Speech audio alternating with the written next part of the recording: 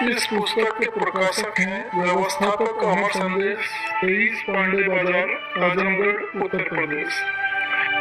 इस पुस्तक में परम पूज्य स्वामी जी महाराज द्वारा विपिन बिहारी श्रीवास्तव उर्फ शंभू जी को बतलाई गई घटनाएं और परम पूज्य स्वामी जी महाराज के कर कमलों द्वारा लिखी गई और उनके मुखारबिन से प्रेमियों को एवं सत्संग में बतलाई गई घटनाओं का समावेश किया गया है।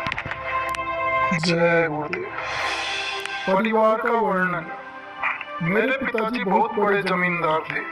मेरे गांव में कभी पुलिस नहीं आई। आसपास के दूर तक के गांव में कभी कोई झगड़ा होता था तो मामला पिताजी के पास फैसले के लिए आता था और लोग फैसले से संतुष्ट होकर जाते थे। सब लोग शाकाहारी थे। अगर कोई मुर्गी वगैरह की हवा भी लग जाए तो हम लोगों को नहलाया जाता था। पिताजी की खुराक ज्यादा थी। वे एक शेर नाश्ता करते थे तथा 5 शेर एक समय भोजन करते थे। हम लोग 2 भाई और 3 बहन थे। भाई हमसे 20 वर्ष बड़े थे। 3 बहनें बीच में थी। मैं सबसे छोटा था। पिताजी की खुराक ज्यादा थी। एक बार मेरे पिताजी अपनी बहन के यहाँ गए थे। खुराक ज्यादा होने के कारण वे इन्हें पहले खिलाती थी। जितना आटा साने थी सब खा गए। तब उनकी बहन ने कहा कि भैया आप खा चुके, तो ये उठ गए। घर के लोगों ने कहा कि भाई इतना खाते हैं पर कुछ नहीं करते, तो इन्होंने सुन लिया। सवेरे लोग सोते रहे तभी उठकर चल दिए।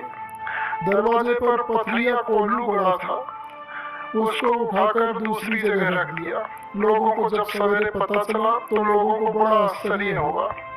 उन्हें ताकत भी बहुत थी। मैं जब 4 वर्ष का था तभी मेरी माताजी का देहावसान हो गया। शरीर छोड़ने के पहले मुझे बुलाकर उन्होंने कहा, बेटा तुम शादी मत करना और परमात्मा को खोजकर प्राप्त कर लेना। जब मेरी उम्र 7 साल की थी तभी मेरे पिताजी का भी देहावसान हो गया। भाई और भाभी ने मुझे जहर देकर मार डालना चाहा। मेरे बड़े भाई साहब तथा भाभी जी का विचार हुआ कि अगर ये छोटा भाई न रहता तो सारी जायदाद अकेले मुझे मिल जाती। अतः उन्होंने सोचा कि इस बच्चे को जहर दे दिया जाए। एक दिन शाम को भैया और भाभी ने आपस में राय किया और दूध में जहर मिलाकर रख दिया कि रात में पिला दिया जाएगा। मगर कहीं से बिल्ली आ गई और दूध गिरा दिया। उस दूध को एक कुत्ते ने चाटा तो वह मर गया। इस घटना से मेरे मन पर यह प्रभाव पड़ा कि जायदाद ऐसी चीज है जिसके लिए आदमी अपने सगे भाई को भी मार डालने को तैयार हो जाता है। इसलिए यह सब छोड़कर कहीं और चले जाना चाहिए। दोबारा जहर देने की कोशिश की। जहर देने की बात गांव वालों को भी पता चल गई थी।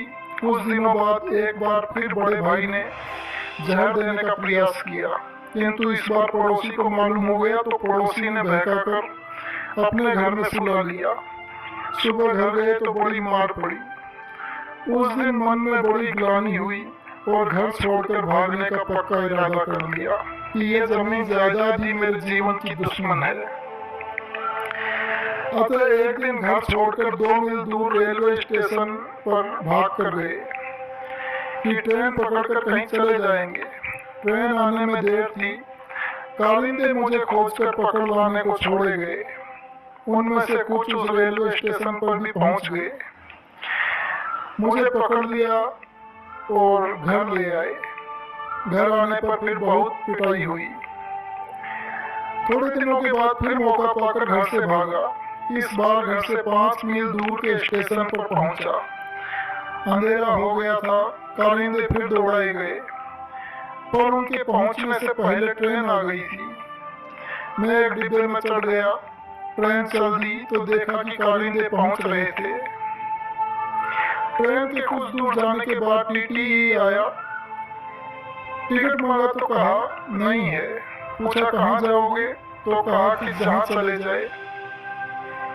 टीटी जिसका नाम गोवर्धन दास था पूरा डिब्बा चेक कर खाली हुआ तो फिर मेरे पास आया। पूछा कि घर से भाग रहे हो? कहा हाँ।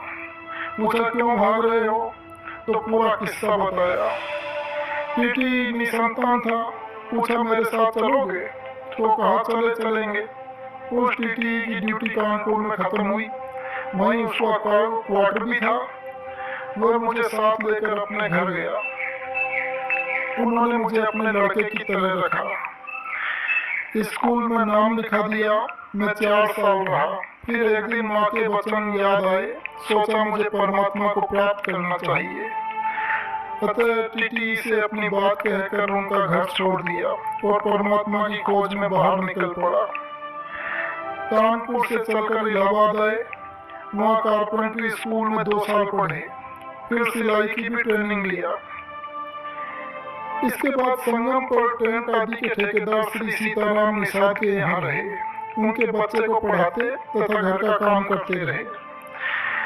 एक दिन किसी कारण से सीताराम निषाद ने मुझे एक थप्पड़ मार दिया। तब मैं उनका घर छोड़कर संगम के साधु महात्माओं के साथ रहने लगा कि कोई साधु महात्मा मुझे परमात्मा को प्राप्त करा देंगे। जय गुरुदेव।